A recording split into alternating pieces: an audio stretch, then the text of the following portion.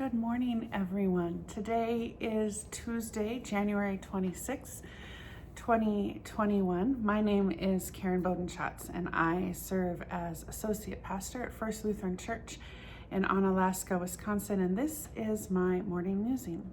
And because it is Tuesday morning, this is my musing around anti-racism and the work that I am doing and that we collectively together are doing. So today marks the 9th day of the 21-day challenge for racial equity. And I was watching some of the videos. I got a couple days behind, so I'm working my way forward. But as I was thinking about my own journey, as I was watching some of those really short videos on systemic racism and what it is, I could hear the old script running through my head as I responded. And that reminded me of a line from Amanda Gorman's poem last Wednesday, the 20th, whatever, the 20th. And which said, we're a country that's not broken, we're just unfinished. And I think that's true for us as people too, that as we continue to grow in our understanding of what it means to be anti-racist, what it means to work for racial equity, it can often feel really overwhelming and really uncomfortable.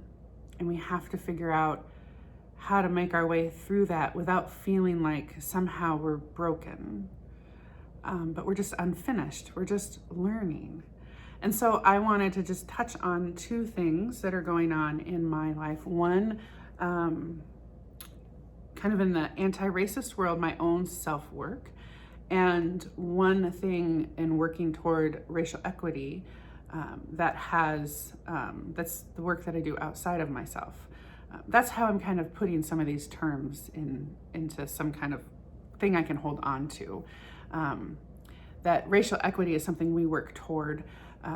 We work to changing policy, we work to changing behavior and attitudes, but some of that is anti-racist work, which is the work I do inside of myself to confront the ways that I am racist and the ways that the things that I learned that were just in the air, like Debbie Irving was talking about in her TED Talk, that just kind of lived in my soul and my psyche.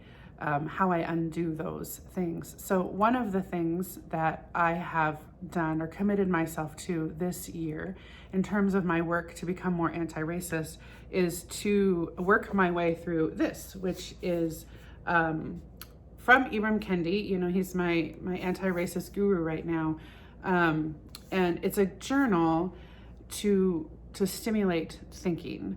And so, for example, the very first thing is, have you ever described yourself as not racist? What does not racist mean to you? And why do you think so many people are invested in believing that they are not racist? So that's just more about my thoughts, but there's other things in here that says describe your most racist moment. And it kind of takes you through thinking about the ways that racism permeates everything we do. I'm greatly looking forward to diving in more. And as I do, I will share some of my own learnings with you, because I think it's important for us all to know that we're not the only one doing this work. The second thing is, a while ago, a year ago or so, we came across a will from one of my ancestors from the 1700s. Maybe it was a little bit early 1800s, no, maybe 1700s. And in that will, it mentions a slave woman. These were people living in Connecticut. So they weren't my southern relatives. These are my northeastern New England relatives. So I've begun to wrap my head around what it means to figure out, or to try to figure out, who she is or was, because her name is not listed, and then connect with some sort of organization that would help me figure out how to make that right. And I don't know what that looks like, friends. I mean, I have no idea. I've just begun talking to trusted colleagues and friends, and now you, about what that might be like. I don't know. But I do know that if I'm going to commit myself to working toward racial equity in our country, figuring out things like reparations and how we as white people, while not taking on, like, I wasn't the one who owned slaves, but my family did. And so what does that look like? And how can I make that right? That's a big question for me.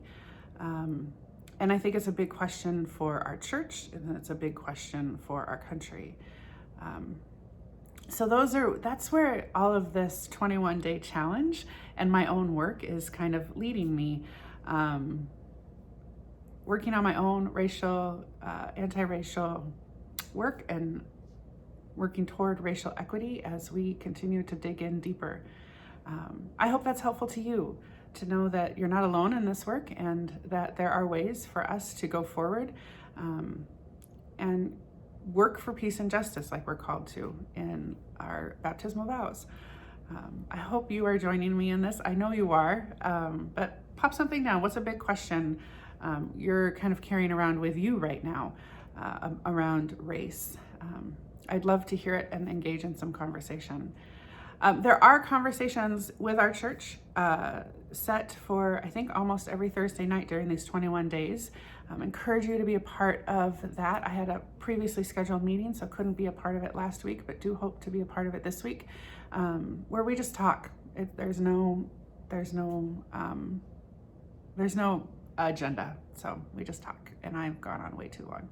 So thanks, everybody. Have a great day. Be well, be kind, for Christ is with you.